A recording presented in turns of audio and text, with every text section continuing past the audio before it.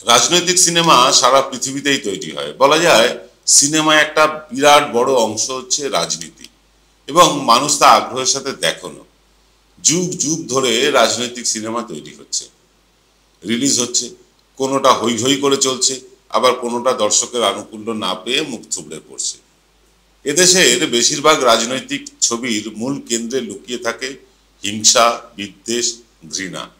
সেটা কখনো অন্য রাজনৈতিক দলের বিরুদ্ধে হতে পারে, কখনো হতে পারে কোনো নেতার মতন অবিকল দেখতে কোনো চরিত্রের বিরুদ্ধে, আবার কোনো সম্প্রদায়ের বিরুদ্ধেও হতে পারে।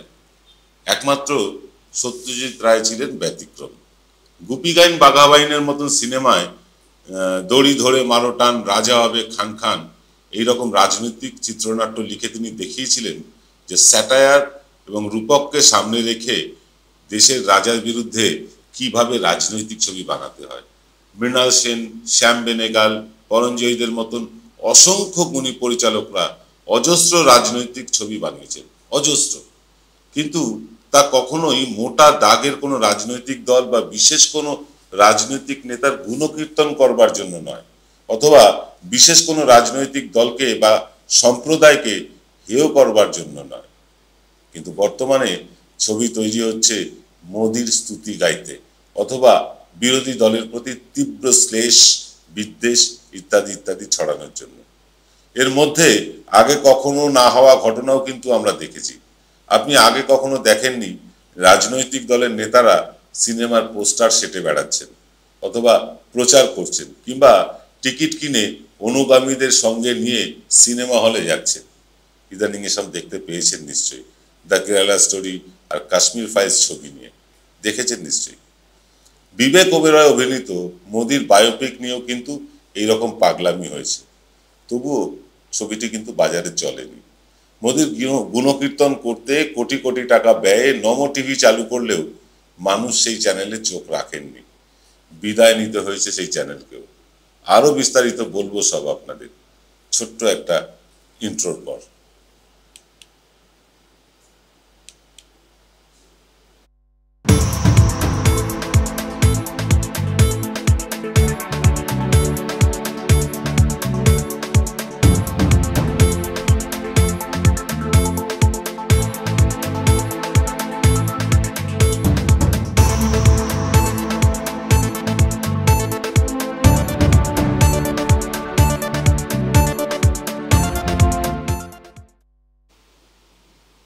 নমস্কার, আদাব, আমি আপনাদের প্রবীর বিশ্বাস। আপনারা দেখছেন এনকে ডিজিটালের সান্ধ্য অনুষ্ঠান থার্ড আই।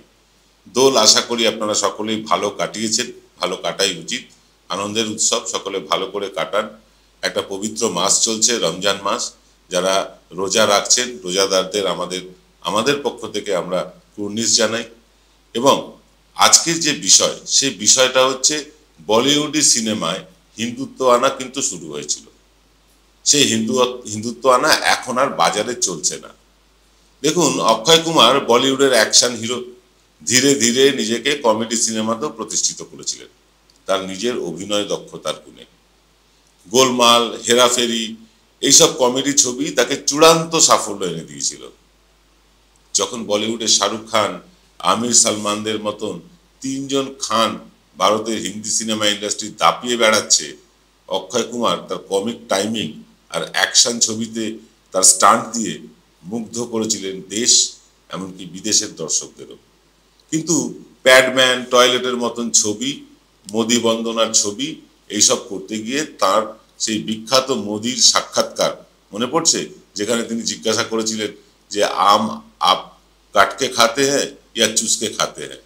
এইসব করার পর মানুষ তাকে অপছন্দ করতে শুরু করলেন, লাগাতার তার ছবি ফ্লপ হতে শুরু করলো।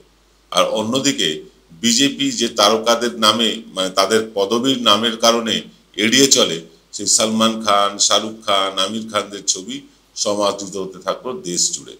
আর দুরদার করে বাজারে চলতে শুরু করলো দক্ষিণের রিয়েলিস্টিক অ্যাকশন মুভিগুলো। আপনার মনে পড়বে নিশ্চয়ই।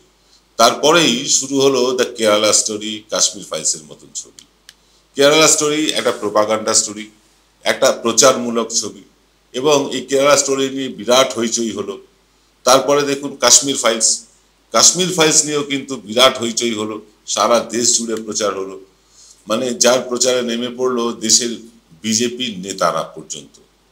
ছবির প্রচারে বলা হলো সত্য ঘটনা অবলম্বনে নাকি তৈরি হয়েছে ছবিগুলো। মানুষ হলে ভিড় করলেন, ডাউনলোড করবার জন্য হাঁকপাক শুরু হলো মানুষের মধ্যে। তারপরে আদালত বলল এসব মোটেই সত্য ঘটনার উপরে তৈরি নয়, গল্প কাহিনী মাত্র। পরপর দুটি ছবি প্রাথমিক বাজার পেলেও বিশেষ একটা আহামরি হিট করেনি। তারপরে অবতীর্ণ হলেন one and only Kangana Ranaut. Kangana Ranaut অবতীর্ণ হতে তিনি হিন্দুত্বের একদম প্রতীক হয়ে উঠলেন। বাদ গেলেন না আরো দুজন অ্যাক্টর। তাদের নাম হচ্ছে একজনের অনুপম খের আর আরেকজনের নাম হচ্ছে নানা পাটেকর। তারাও কিন্তু ওই হিন্দুত্ব মার্কা ছবিতে নিজেদেরকে মানে ঢেলে ফেললেন, নিজেদেরকে মানে কি বলবো, তাতে অ্যাক্টিং করলেন, তার প্রচারও করলেন, প্রমোশনে গিয়ে হিন্দুত্বের মোদিজির প্রচারও করলেন। নানা পাটেকরের মতন অভিনেতা, অনুপম খেরের মতন অভিনেতা, যাদের অভিনয় নিয়ে বিন্দুমাত্র সন্দেহ নেই কারোর মনে, তাদের এই একের পর এক প্রোপাগান্ডার ছবি কিন্তু মুখ থুবড়ে পড়লো বক্স অফিসে। মানুষ আর মোদি বন্দনা দেখতে হলমুখ হলো না। কিন্তু কেন কেন এরকম হলো না? আজকাল মাল্টিপ্লেক্সে গিয়ে সপরিবারে সিনেমা দেখতে হাজার হাজার টাকা খরচ হয়। এমনিতেই দ্রব্যমূল্যের অস্বাভাবিক বৃদ্ধি হয়েছে এবং যার কারণে মানুষের হাত টানাটানি চলছে। তারপর অত টাকা খরচ করে মাল্টিপ্লেক্সে গিয়ে শুধু মোদি বন্দনা দেখার ইচ্ছেটাই রইল না আর কারোর। তাই এই ছবিগুলো কিন্তু চলল না। মোদির জনপ্রিয়তায় দেখা গেল হাঁটার টান। আমরা আসবো এই নিয়ে আরো বিস্তারিত আলোচনায় ছোট্ট একটা বিরতির পর। সেরাই যখন হাতের কাছে অন্যটা কেনই বা কিনি, আজ বাঙালির ঘরে ঘরে একটাই নাম সুন্দরিনী। সুন্দরিনী সুন্দরিনী সুন্দরিনী সুন্দরিনী।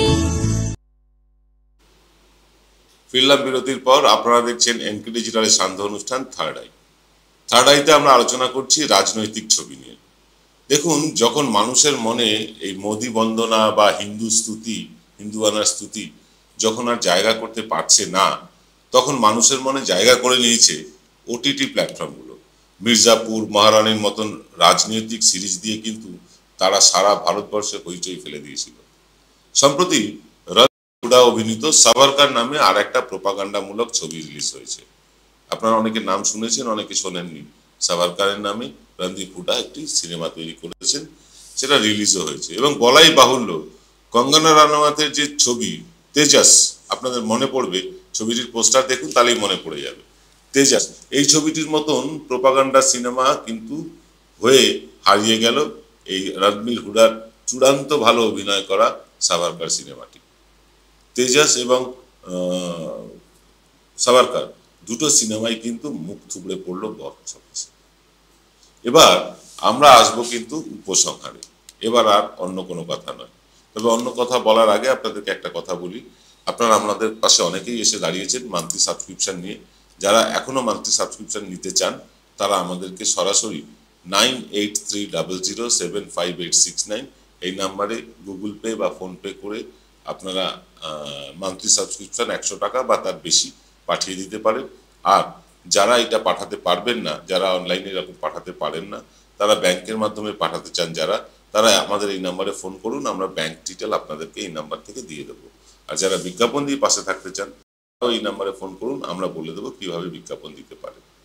যাই হোক, এইসব প্রচারমূলক ছবি বানিয়ে হয়তো বিজেপি বা মোদির একটু পিঠ চাপলানি পাওয়া যাচ্ছে, কিন্তু একের পর এক সিনেমা ফ্লপ করলে সিনেমা ইন্ডাস্ট্রির কি কোনো লাভ হয়? তবুও আশার আলো জাগিয়েছেন শাহরুখ খান। পাঠান এবং জওয়ান সিনেমা দুটো সুপারহিট হওয়াতে বলিউড খানিকটা স্বস্তির নিঃশ্বাস ফেলতে পেরেছে এবং মানুষও ওই একঘেয়ে মোদি, বিজেপি বা হিন্দুত্বের সেলুলয়েডি প্রচার থেকে মুক্তি পেয়েছে। শেষ কথা বলতে শুরু করেছে কিন্তু প্রথমে এন্টারটেইনমেন্ট, দ্বিতীয় কথা বলতে শুরু করেছে এন্টারটেইনমেন্ট এবং তৃতীয় কথাও বলতে শুরু করেছে এন্টারটেইনমেন্ট। মানুষ প্রমাণ করে দিয়েছে প্রচারমূলক সিনেমা তারা আর দেখবেন না। অর্থাৎ এক পেশে মোদি বন্দনা বা বিজেপি বন্দনা বা হিন্দুত্বের গুণগান তারা আর দেখবেন না। অপেক্ষায় আছে আরও এক প্রচারমূলক ছবি, কঙ্গনা রানাওয়াত অভিনীত এমার্জেন্সি। সে সিনেমাও আসতে চলেছে। নির্বাচন এসে গেলেও তা কিন্তু সিনেমা হল মুখে এখনো হয়নি। এলেও মানুষ তাকে দেখতে যাবেন হলে? আমরা সাগ্রহে অপেক্ষা করছি তা দেখার। আর আপনি অপেক্ষা করুন আগামীকাল সকাল 9টা পর্যন্ত। আমরা আরও একটা এক্স ফ্যাক্টর নিয়ে আসবো আপনাদের জন্য। আজ এই পর্যন্ত, নমস্কার।